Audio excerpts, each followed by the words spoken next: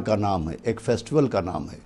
हमारे बुज़ुर्गों ने अय्याम गम में जो गम सरकार सैयदुल शुहदा को बर्पा करने के तरीक़े राइज किए थे, उन तरीक़ों में जहाँ नौहा ख़ानी थी, जहाँ मरसिया ख़ानी थी, जहाँ तर्क लज़्ज़ात था, वहीं लिबास का भी एक बहुत अहम किरदार था। चुनांचे हमेशा से वाक़े करबला के बाद से अय्याम गम में सादा लिबास इख्तियार किया गया, सियाह लिबास इख्तियार किया गया, बोसीदा लिबास इख्तियार किया गया।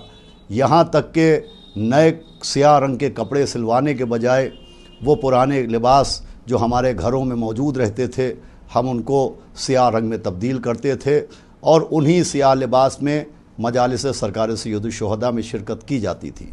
देखिए, जितने भी तरीक़े माजी से हमारे बुज़ुर्गों ने अज़ाए सरकार सैयदुल शुहदा में इख्तियार किए, ये एक हिकमत अमली के तहत इख्तियार किए गए थे।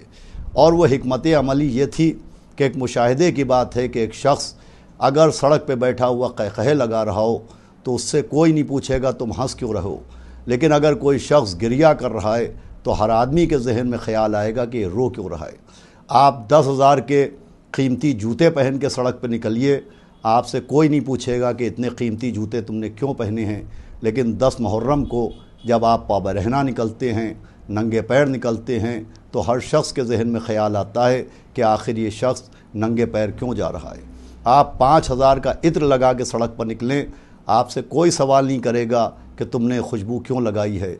आप मौला हुसैन के गम में खून बहा के निकलिए तो हर आदमी के जहन में आएगा कि आखिर ये शख्स खून क्यों बहा के निकला है।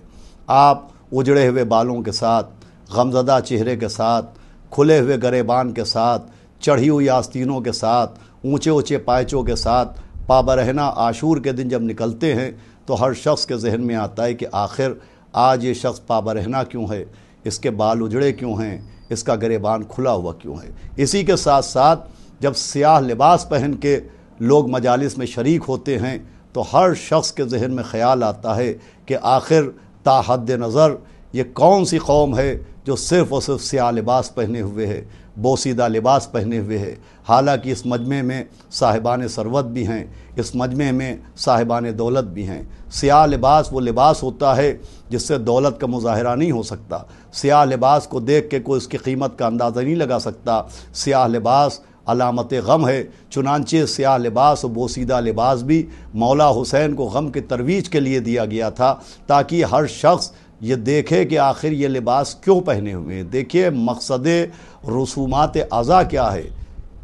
एक ही मकसद है हर रस्म अज़ाए सरकार सैयदुल शुहदा के पीछे, और वो मकसद ये है कि दूसरी कौमें आज़ादारन सरकार सैयदुल शुहदा को देखने के बाद अपने जहन में एक सवाल पैदा करें कि आखिर ये कौम रो क्यों रही है, ये सियाह कपड़े क्यों पहने हुए हैं, ये गिरियाज़ारी क्यों कर रहे हैं। आज़ादारी का मकसद है कि हम पूरी दुनिया के लोगों के जहनों तक ये क्यों का लफ्ज़ पहुँचा दें। ये क्यों का लफ्ज़ पहुँचाना हमारा काम है, करबला तक पहुँचाना इस सवाल का काम है।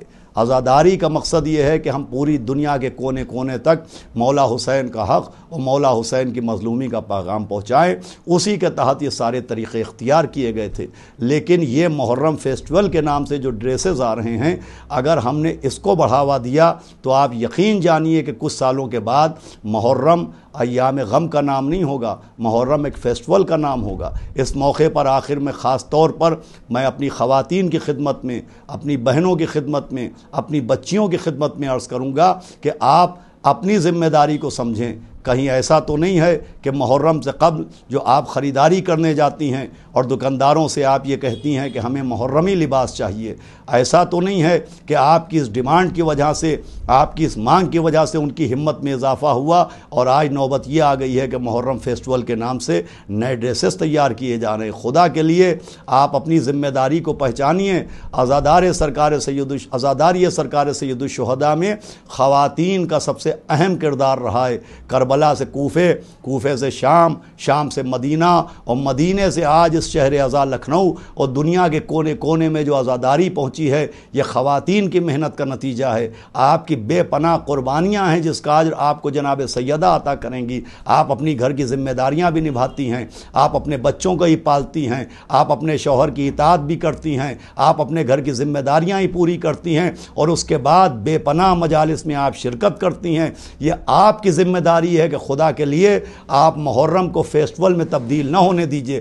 آپ کو نیا لباس پہننا ہے تو محرم سے پہلے عید غدیر آتی ہے، جسے عید اکبر کہا گیا ہے، جسے عید اعظم کہا گیا ہے۔ جس طرح سے آپ کی اس مانگ نے تاجروں کو محرم فیسٹیول کے عنوان سے نئے ڈرینس لانچ کرنے کا موقع دیا ہے، اگر آپ چاہیں تو آج ہی سے عہد کریں کہ آپ بازار جائیں، آپ مارکیٹ جائیں اور آپ غدیری لباس کی مانگ کیجئے۔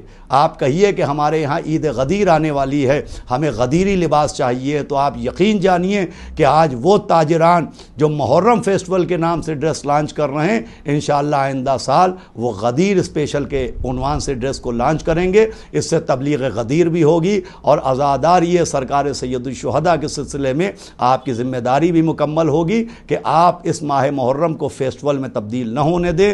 خدا کے لیے میں پھر آخری بار کہہ رہا ہوں، آپ اپنی ذمہ داری کو سمجھیں اور پوری طرح سے ان دکانوں کا بائیکاٹ کریں، ان دکانداروں کا بائیکاٹ کریں جو محرم فیسٹیول کے نام سے نئے ڈریسز بنا رہے ہیں۔ دیکھیے ایام غم کا نئے لباس سے کوئی تعلق نہیں ہے۔ 10 محرم وہ دن ہے جب مولا حسین کے بدن سے پرانا لباس لوٹا گیا ہے۔ نئے لباس کا تصور عید کے دن آیا تھا، مولا حسن و مولا حسین نے نیا لباس عید کے دن بنوایا تھا۔ خدا کے لیے مولا حسین کی پسند کو مد نظر رکھیے۔ ایام غم وہ ہیں کہ جب مولا حسین کے جسم کے اوپر پرانا لباس بھی لوٹ لیا گیا تھا۔ نیا لباس عید کے دن پہنا جاتا ہے۔ اگر آپ کو محرم سے پہلے کپڑے سلوانا ہے، لباس